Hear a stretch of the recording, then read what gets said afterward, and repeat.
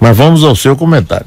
A palavra é sua, esteja à vontade. Olha, eu peço desculpas a meus ouvintes, que eu vou falar um pouquinho mais do que o demasiado habitual, entendeu? Porque eu vou tratar de uma questão muito delicada, chata para a maioria das pessoas, mas que eu acho extremamente importante para a vida de nós todos baianos, né? Porque trata de uma questão fundamental, que é da nossa liberdade, né? Que está cada vez mais sendo assassinada, maltratada, etc, né?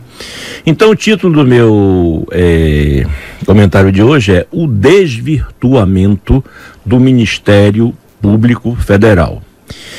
O Ministério Público Federal foi recriado quase que em sua totalidade pela Constituição de 1988, chamada de Constituição Cidadã. Era a lei maior que pretendeu sepultar a ditadura civil-militar de 64 e restabelecer a democracia entre nós. Ah, que sonho, né? Mas os casos de desvirtuamento daquele espírito generoso e desassombrado que deu origem à recriação dos ministérios públicos brasileiros, federais e estadual, porque tem cada estado tem um, né? Funcionando como instrumento da liberdade, ainda na abertura democrática do final do século passado, esses casos de desvirtuamento, eles abundam, né? Casos problemáticos, ações indevidas e extravagantes que vêm se multiplicando por todo o país, infelizmente, nesse novo século de tantas tristes frustrações. Eu vou falar melhor da lógica perversa dessas distorções funcionais do Ministério Público Federal, em especial, na próxima segunda-feira.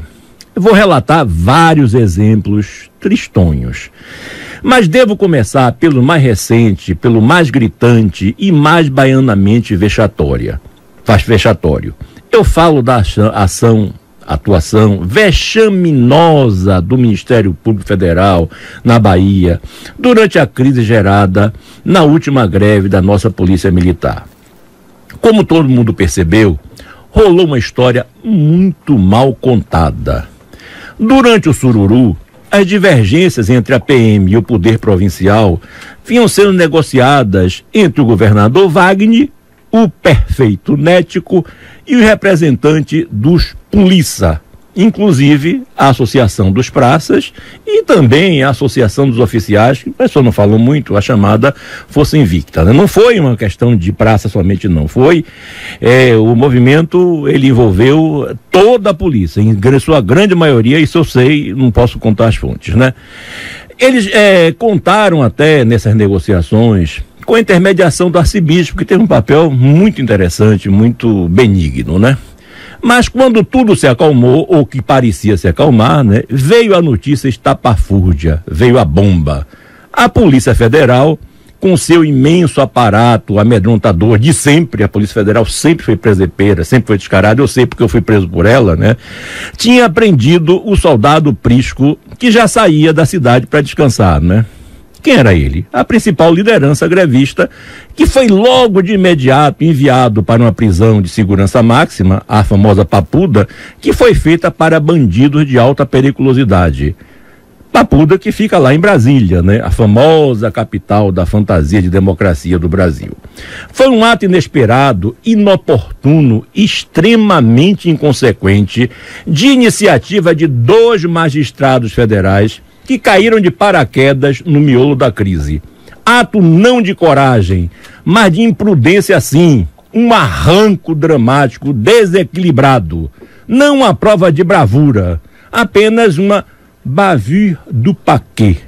Entendeu? Eu vou falar em francês para falar bem pernambucamente como Ruim Barbosa Demodé, né? Foi um arranco perigoso, pois estávamos vivendo um momento de altíssima tensão política, uma medida impolítica que equivalia a quê? A jogar gasolina no fogo que ainda se tentava se apagar, né? Graças a Deus, os bombeiros dos partidos políticos agiram rápido e com a ajuda da ex-ministra Eliana Calmon, uma pessoa extremamente racional e razoável, né? Se conseguiu apaziguar os ânimos, ou seja, se conseguiu evitar as possíveis consequências sanguinolentas que nasceriam de uma forma descontrolada dessa decisão desastrada. Consequências sanguinolentas? Tem uma greve antiga, esqueci de ver qual é o nome, onde teve troca de tiro, onde teve policial paraplégico, onde Taitiane estava metido no meio, isso acho que no fim do século passado, a famosa greve, uma das greves mais antigas, né? Não, na greve que no primeiro governo de Antônio Carlos Magalhães, teve um confronto entre a Marinha e a PM, na calçada. E um soldado ficou paraplégico. Foi. Exatamente. Então as pessoas parece que não têm memória na Bahia, né? As pessoas, esses jovens, geralmente são jovens, né? Procuradores, eu acho que eles não sabem e nem querem saber do que aconteceu e do que poderá acontecer no futuro, que é pior ainda. Bom, as cabeças reflexivas conseguiram desarmar os espíritos exaltados naquele momento crítico. Inclusive, nosso querido capitão Tadeu, né? Que estava muito exaltadinho na época, né? Mas as consequências a longo prazo dessa inconsequente bravata judicial, porque é uma bravata judicial, né? Ainda estão longe de ser medidas, né? O que a gente vive hoje é o que a gente poderia chamar de um fogo de monturo, né? As coisas continuam a pegar fogo, mas essa gente não quer saber de nada, né? Ora, quem foram as excelências poderosas que mandaram prender o cara, no caso, como é o nome dele, Prisco, já por 90 dias e já na condição de bandido, de fora da lei, de terrorista, um juiz federal, por nome Scarpa, lá da capital federal. E quem foi que pediu essa prisão? Um membro do Ministério Público Federal baiano, que, alegando motivo de segurança pessoal, decidiu permanecer anônimo. E aí vem as perguntas que até hoje não foram respondidas por quem de direito. Por que esse procurador anônimo, o homem da máscara de ferro do parquê, pediu essa prisão de Prisco, e só de Prisco, né? Só nesse momento e logo nesse momento, né? E por que o homem da capa preta de Brasília aceitou tudinho? Nós temos aí duas hipóteses principais. A primeira, já veiculada pela imprensa e redes sociais e partilhada pelas lideranças sindicais dos policiais, é de que essa seria uma medida não de segurança, mas de clara perseguição política. Operação não propriamente judicial, mas ideológica, né? Urdida informalmente nos bastidores da política partidária dominante e da burocracia judiciária conivente, contando talvez até com a participação direta do ministro da Injustiça petista, aquele diabólico Mangangão que esteve em Salvador na Semana Santa para fazer mais do que uma figuração de televisão, pode-se acreditar, né? Uma medida de choque, uma forçação de barra, pode-se dizer, encomendada para servir de exemplo nacional, né? Para intimidar qualquer possível outra paralisação das polícias de outros estados federados, né? Nesse momento, justamente, em que se prepara a palhaçada nacional da Copa do Imundo do Brasil, né? Uma Copa trampolineira que, como todo mundo sabe, foi pensada mais como mecanismo de propaganda para a reeleição de Dilma. Em breve, essa prisão seria mais uma manobra a serviço das estratégias eleitorais dos atuais donos do poder, e que teria como objetivo não só mostrar o poderio desses poderosões de Brasília, contando com seus juízes cordatos, com a Força Nacional, com a Polícia Federal e o escambau, mas, sobretudo, teria como objetivo amedrontar seus opositores, fazendo uma política de terra arrasada que tornaria qualquer manifestação de insubmissão ou de rebeldia durante a Copa uma temeridade, né? Ninguém iria para fazer manifestação porque sabia que a lei, a mão forte do poder estaria ali para agarrar e prender e arrebentar, né? Uma prisão humilhante, a de Prisco, que teria funcionado como primeiro passo para a infamação da própria pessoa dele, né? Estigmatizado como um subversivo, transformado num bandido fardado, tratado como inimigo do povo, como um Judas, aliás, na queimação do Judas aparecia ele e Wagner como os mais importantes Judas do momento, da Sexta-feira Santa, do Sábado Aleluia, né? Tratado como desordeiro. Foi uma prova de força de uma elite do poder que, evidentemente, não quer perder suas boquinhas nem a pau, né? E que acha que a polícia deve continuar representando a triste figura de cães de guarda dos governantes. Aliás, como acontecia na República Velha, como aconteceu na ditadura e como deveria acontecer para sempre. Para essa gente, policial bom é apenas um robô mudo, no máximo um Robocop refabricado pela OCP. Deve seguir à risca as ordens ou a programação mental que lhe foi imposta para restaurar a ordem, seja lá que ordem for. Segundo essa hipótese, estou dizendo que eu estou subscrevendo uma hipótese aqui, que é uma entre outras. Eu vou repetir isso de novo, né? Para depois ninguém não querer enfiar um processo em minha cabeça, que eu não tenho mais idade para pegar processo, nem tenho mais idade para ser preso de novo pela Polícia Federal, né? Segundo essa hipótese, estaríamos vivendo uma maquinação maquiavélica, uma cilada bem preparada, uma operação de terrorismo de Estado, e aí eu subscrevo, é terrorismo de Estado mesmo. O Estado tem mania de pegar nas pessoas esse rótulo de terrorista, mas no fundo o maior terrorista é o Estado, né? Mesmo esse Estado supostamente democrático, esse Estado do abuso do direito que está aí, né?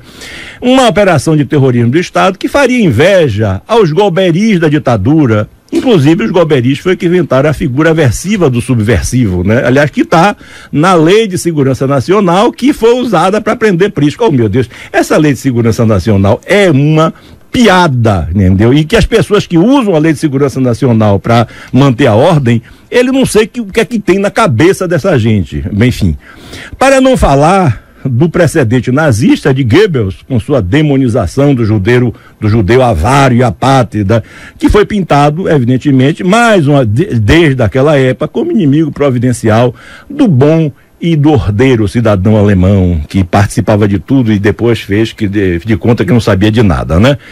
Por outro lado, essa suspeita generalizada contra as intenções das autoridades só tende a crescer na medida em que o Ministério Público Federal não os informa de nada de substancial. O MPF é uma repartição blindada que só fala através dos vagos boletins de imprensa de meia página que são elaborados pelas suas dóceis assessorias de imprensa. Aliás, em recente entrevista, Cláudio Weber Abramo, entendeu? Uma pessoa extremamente honrada, diretor do seríssimo site Transparência Brasil, que eu recomendo a todos, fala que o Ministério Público Federal é paradoxalmente um dos órgãos mais intransparentes do Brasil. Ele prega uma coisa e age ao contrário. Ele diz que é uma caixa preta que nenhum concidadão consegue abrir. Parece que guardam, os senhores procuradores, parece que eles guardam segredos de estados perigosíssimos, né? Ora, a transparência é a base da democracia, meu Deus. Daí nós não podemos compreender nada das razões que orientam as ações desse procurador invisível, ou nada dos seus arrancos. Você abre o site do MPF, eu abri o site do MPF, entendeu? Vai lá na enganosa seção Transparência e bate com a cara na parede. A gente só encontra o quê? Aquelas abobrinhas de praxe, né? Ninguém saberá qual é a formação acadêmica dos senhores procuradores, se eles são competentes ou não, né? Academicamente, intelectualmente, né? Ou qual é a qualificação dos demais servidores que os assessoram, né? Ninguém sabe quanto eles ganham. Ninguém sabe como foram contratados seus auxiliares, como é feita a segurança desses cidadãos, não se sabe de nada, né? Enfim, pior opacidade, entendeu? Pior intransparência, nós só encontraríamos no Tribunal de Justiça da Bahia e naquele diante da sua correição pelo CNJ, Conselho Nacional de Justiça, que foi uma das poucas coisas boas que aconteceu nesse Brasil nos últimos tempos. Aliás, vocês dizem, por que não tem um CNJ no Ministério Público Federal? Tem, mas é um arremedo, é tudo corporativo, quer dizer, é o mesmo julgando o medo, né? O mesmo, né? Daí também não conseguimos compreender o anonimato do ilustre procurador que pediu a prisão de Prisco. Ora, a suposição de que o excelentíssimo preferiu permanecer anônimo por receio de possíveis represálias é indefensável. Por que ele não mostra a cara? Por que ele não se explica junto à mídia? Por que o mistério no uso dessa máscara de ferro? Seria a mídia incapaz de entender essa sumidade? E pior, seriam os policiais, os mafiosos cruéis que estariam em busca de vingança, como aconteceu no caso dos juízes da Itália? Eu acho isso uma suposição extremamente tirânica, né? A propósito, é sempre bom ter em mente que uns polícia fardados, sobretudo os praças, correm muito mais risco de vida que os procuradores empalitosados. Os polícia, sobretudo o pessoal da patrulha comum, né, convive com a morte nos olhos, noite e dia, e nem por isso podem reivindicar o direito de andar de burucutu, entendeu? Com a cabeça fechada pelas ruas e sem taxa de identificação. E aí eu pergunto, será que a vida de um procurador branco mestiço de classe média alta e com nível universitário vale mais do que a de um policial negro mestiço de classe média que só tem o 2º grau completo? Sei lá. Nesse Brasil dos privilégios, dos homens bons, da governança, que se colocam acima de qualquer suspeita, nesse Brasil em que qualquer prisioneiro doutor tem direito a uma cela especial, nesse Brasil em que as autoridades têm direito a foro privilegiado, tudo é possível de se imaginar. Mas eu volto à minha vaca fria para terminar. Certamente, essa primeira hipótese, a hipótese que eu chamo da cilada, é verossímil, né? Ela tem uma parte de verdade, sim. Sem dúvida alguma, pois o Ministério Público Federal vem perdendo sua confiabilidade a passos largos. Eu vou tratar isso depois, vou dar vários exemplos, né? Ele está ficando pior em sua credibilidade do que a Petrobras ou do que o IPEA com suas estatísticas aparelhadas ou erradas. Esse tiro no pé do parquê, quer dizer, do Ministério Público, que deu agorinha, piorou tudo mais. Como quer que seja, essa hipótese de um complô palaciano e burocrático compreende uma linha de raciocínio que me parece sistemática demais e que tem um certo ar de teoria da conspiração, né? E aí eu vou pular a parte que eu ia falar aqui, porque já falei demais, né? E vou tentar terminar. É por isso que eu prefiro trabalhar o caso Prisco com algumas hipóteses mais abrangentes, que digam respeito ao próprio desvirtuamento, eu vou repetir, desvirtuamento funcional e intelectual do Ministério Público Federal. Para falar de uma maneira mais popular, eu vou chamar a segunda perspectiva que eu vou trabalhar na semana que vem, a teoria da bravata togada, ou da quixotada juridicista. Mas, como eu já estourei o meu tempo e o tímpano dos meus ouvintes, eu voltarei a ela na segunda-feira, se o demônio quiser, pois eu tenho a impressão que nós não estamos vivendo mais da democracia, mas nenhuma demonocracia. Até mais ver. Muito bem. Muito